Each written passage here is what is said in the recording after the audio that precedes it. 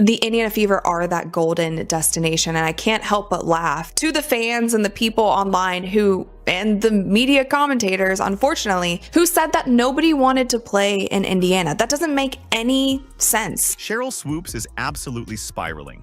She stood up, puffed out her chest, and confidently declared that Caitlin Clark and the Indiana Fever wouldn't be able to attract top free agents. Fast forward a few months, and here we are. Indiana just had one of the most successful free agency runs in league history. Meanwhile, Sheryl is left looking like a malfunctioning Magic 8 ball, consistently wrong and desperately trying to shake out a better prediction. Somebody needs to check on her because at this point, the Fever's dominance just wiped out whatever credibility she had left. People in the Fever were like, y'all. That's not my point. There's a lot of other shit going on that players are like, this ain't where I want to be. Over there. Yeah. Yeah. Some new shit like going it's on around there. It's a lot. Yeah. So you have players that are very significant on this Indiana Fever team that are like, I don't want to be here. This is where I want to be. Let's take a step back. Yes, Sheryl Swoopes is a Hall of Famer and a legend of the game, but lately, she's just clocking in as a full-time Caitlin Clark skeptic, working overtime to push terrible takes. She loudly claimed the Fever wouldn't be able to land top-tier talent because of supposed locker room issues. And yet, here we are. The contracts are signed, the deals are done, and Indiana just built a powerhouse squad while Sheryl sits on the sidelines, trying to act like she didn't just fumble another prediction. Stephanie White came in and said, okay, hold up. Let me go to Indeed.com and Indeed get some free agents to come in here that want to play, that are accomplished, seasoned veterans. She did all that. Cheryl's been nowhere to be found. Sheryl got a lot of crow to eat, folks. Sheryl could be choking on crow right now. She need that Heimlich maneuver. If you see Sheryl Swoopes, tell her it's okay to come out and talk and say, man, you was wrong. It's okay. I can only imagine Sheryl scrolling through her phone in disbelief. No way these players actually chose Indiana, she probably muttered. But yes, it happened. Natasha Howard, DeWanna Bonner, Sophie Cunningham, and even Asia Wilson's best friend Sydney Colson are all in. The Fever didn't just win free agency, they absolutely dominated it. And when Colson was asked why she signed with Indiana... Yeah, I talked to Sydney Colson today. She said that Kelsey Mitchell was actually the first person she hit up because they built a bond here, playing AU for the last 3 years. She said she heard some good things about Caitlin Clark from her Aces teammate Kate Martin as well, so that made the decision easy. Oh, the irony. She specifically mentioned wanting to play alongside Kelsey Mitchell, one of the exact players Swoopes had previously dismissed. And of course, she wanted to play with Caitlin Clark. You know, the same Caitlin Clark that Sheryl confidently claimed would need years to adjust to the WNBA? Years? Really? Meanwhile, Clark is out here dropping 40 pieces with ease, while Swoopes takes age worse than an unrefrigerated gallon of milk. 3 WNBA MVPs in your career. Would you consider each of those 3 seasons as dominant seasons for yourself? No. I can't. Bro, Sheryl Swoopes is willing to lie about her own career before she even admits that Caitlin is dominant. At this point, hating on Caitlin Clark has become a professional sport, and Sheryl Swoopes is gunning for the gold medal. In fact, she's probably sweeping the podium, gold, silver, and bronze, standing there with a bitter expression while the Fever celebrate another major win. Oh, Caitlin won't translate to the WNBA? Yeah, tell that to Indiana, who's stacking elite talent like they're assembling the Avengers. Caitlin Clark isn't struggling, she's thriving. And the Fever? They're right there with her, proving every doubter, including Swoopes, dead wrong. No, but players who will be free agents next year, there's a lot of other shit going on that players are like, this ain't where I want to be. And let's be honest, the real reason some WNBA veterans and so-called legends can't stand Caitlin Clark is because she didn't wait her turn. She didn't ask for permission. She didn't tiptoe into the league with a humble, I hope I fit in attitude. No, she walked in, shattered 62 records, embraced the fans, and single-handedly elevated women's basketball to unprecedented heights. And that absolutely burns them up inside. What it do, peeps? Sheryl Swoopes is been missing. Sheryl Swoopes is MIA. They got a APB out for Cheryl Swoops. If you see Cheryl Swoops, she did a lot of talking a few months ago about the Indiana Fever, the locker room environment, how people didn't want to play there, how people wanted to leave. See, Caitlin Clark didn't need anyone's approval to become the face of the sport. She has more global recognition than half the WNBA combined, and it's not her fault. That's just what happens when you're a once-in-a-generation talent. Cheryl Swoops, Angel Reese, Asia Wilson, and the entire anti-Clark brigade are going to have to live with that fact. Because while they're busy complaining, Caitlin is out here making history, selling out arenas, and turning the Indiana Fever into the team everyone wants to play for. Just pause for a second and appreciate that. The Indiana Fever, a team that was once ignored and irrelevant, is now the epicenter of women's basketball. A team that nobody cared about a year ago is now the most exciting squad in the league. That's not just impact. That's undeniable proof of who really moves the needle. You know, a lot of people say that Caitlin Clark moves the needle. That is wrong. She is the needle. She dictates. We all know what she's done on the floor. It's history, right? But off the floor, my goodness. So, Cheryl, what happened to players don't want to go to Indiana? Who exactly were you talking to? The ghosts of teams past? Because real players, actual high-caliber players, are signing with the Fever like it's the VIP section of an exclusive club. Or did she think Caitlin Clark would have to beg people to join her? Be serious. Went even further when a game that Cheryl Swoops was calling for the Dallas Wings, where the commentator was talking about how great Caitlin Clark had been playing. Cheryl Swoops, silent for 60 seconds, didn't even want to address it. And it got so bad that the game that Dallas then went to play against the Indiana Fever and Caitlin Clark after the domination of the Chicago Sky, Cheryl Swoops got pulled from the broadcast. Somebody check on Cheryl because she's clearly stuck in 2002. Back when the Indiana Fever were scraping together rosters like they were hosting open tryouts at the local YMCA. Newsflash, times have changed. This isn't Tamika Catchings dragging a squad full of part-time gym teachers to the playoffs. The Fever aren't struggling to recruit talent anymore. They're stacked. Natasha Howard, a defensive powerhouse, a champion, and an offensive weapon all in one. And when she signed with Indiana, she made it clear she wanted to be here. It's going to be Caitlin Clark Flash Show.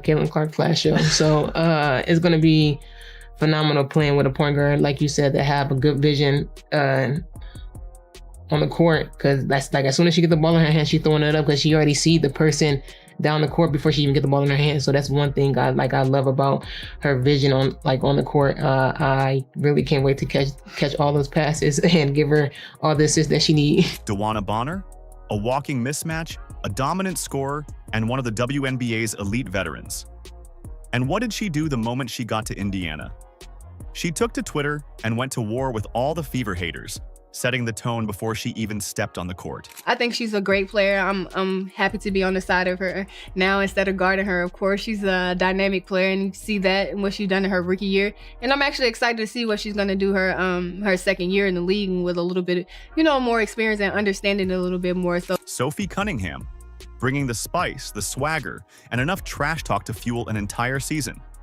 And guess who she wanted to play with? That's right, Caitlin Clark. To be honest, I am just so excited to be here. I'm from the Midwest, and so for me to kind of get back to my roots and be close to my family, I'm so excited. Like when I say that I am refreshed and I am motivated, and I just kind of feel like my spark is back. Everyone thinks I've been feisty. You've not even seen the feisty side of me yet, so this should be really fun. But for me, I'm excited to be closer to home. I'm excited to deep dive into the community of Indiana. I've already met a lot of really cool people. I'm excited to inspire the next generation of young boys and girls around here, get to know the community more. But I promise you that I'm just ready to win. I'm ready to win. I'm ready for y'all to be there. But like I said, you guys haven't even seen feisty yet. And Sydney Colson? Look, she's not out here dropping 25 a night, but she's about to turn that locker room into the most electric, high-energy environment the Fever have ever had. Chemistry? Through the roof. Do you see a pattern here? These aren't bottom-tier role players getting shuffled around for depth. These are legit WNBA stars and key contributors choosing Indiana, choosing to play alongside the Fab Four of Caitlin Clark, Aaliyah Boston, Kelsey Mitchell, and Lexi Hull. So while Cheryl Swoops is busy scrambling to defend yet another one of her awful takes, the Indiana Fever are out here quietly building something special. Maybe someone should get Cheryl an eye exam because she clearly wasn't talking about Indiana. Maybe she was referring to the Las Vegas Aces, who are desperately trying to sell cheap tickets. Or maybe she meant the Chicago Sky, who just lost their leading scorer without a backup plan.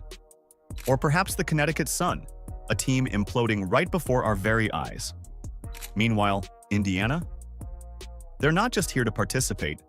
They're here to dominate. You know that I'm very excited, and I really agree with a lot of the moves the Indiana Fever have made. There's not been one trade or pickup that the Indiana Fever have made that I have not been on board with. I'm on board with every single one. And I just want to say the fact that the Indiana Fever have gone out and got these great players like a Natasha Howard, like a DeWanna Bonner, like a Sophie Cunningham, the fact that they've gone out and got these great players shows that they believe Caitlin Clark is great right now. They are on board with the Caitlin Clark vision, and it just makes me happy because they're not treating Caitlin Clark like a rookie who is gonna be good in 10 years. No, they're treating her like a superstar who is good right now. Cheryl Swoops really thought she was about to drop some earth-shattering, league-altering wisdom when she made those comments about free agency.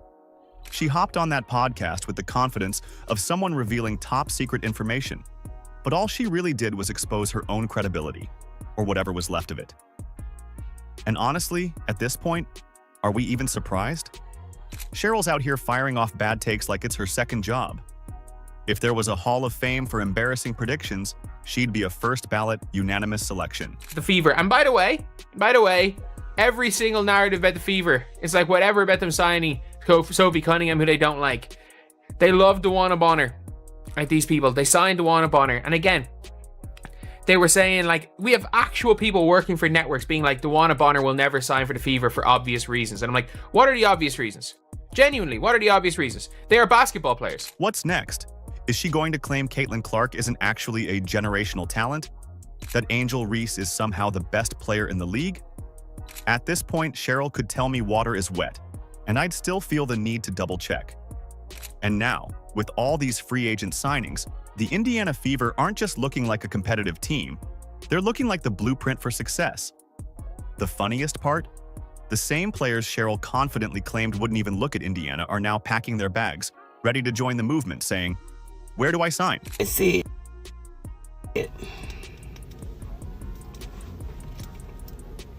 I'm really trying here not to crash out, okay? I can't take too much more. I just said the other day, what did I say? Another bomb is Sunday. I said, this isn't it. You know, I can't wait to see what the next bomb would be. Didn't know this would be the bomb.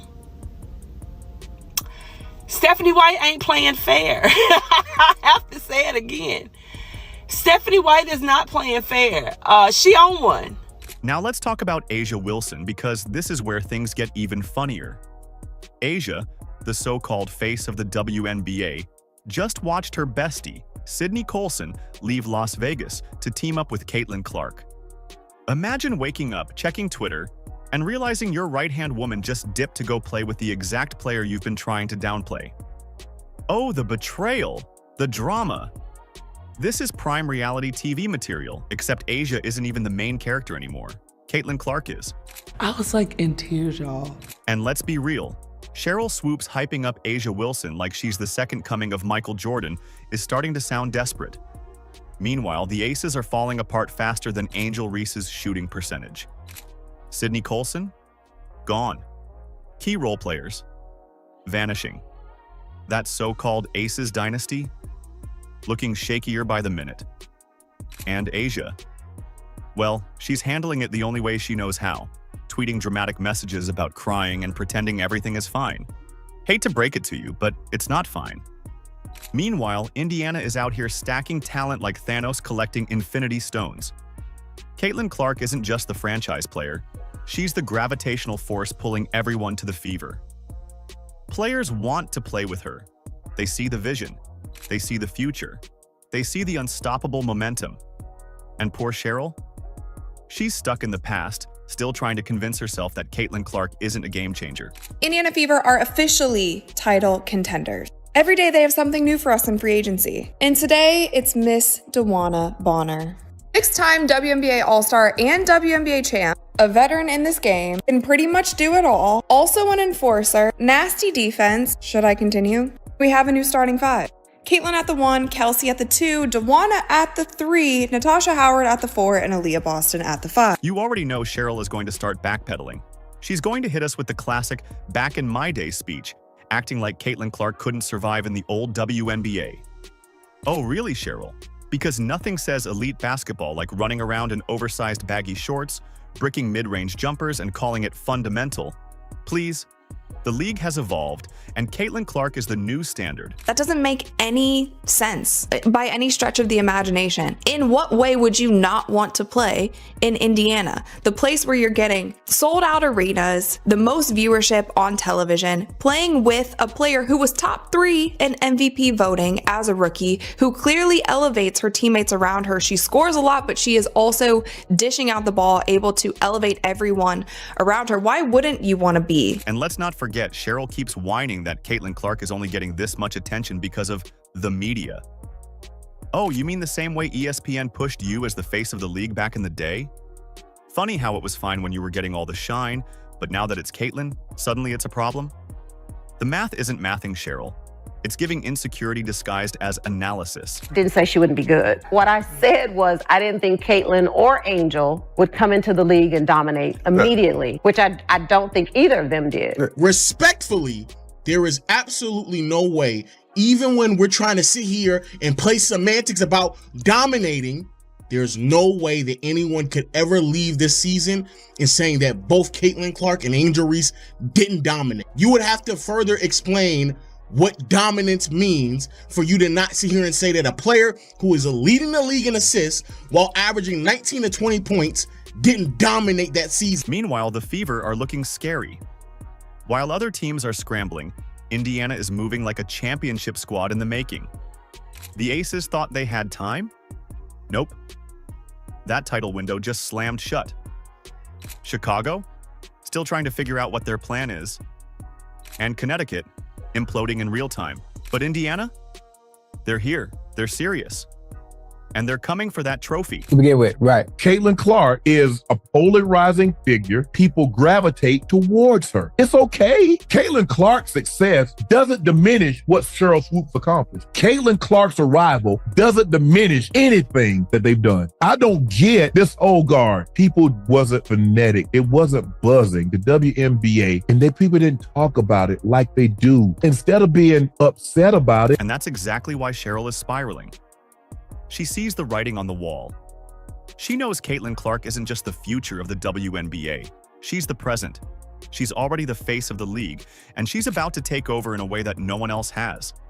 The way she casually pulls up from the logo like it's nothing, that's different.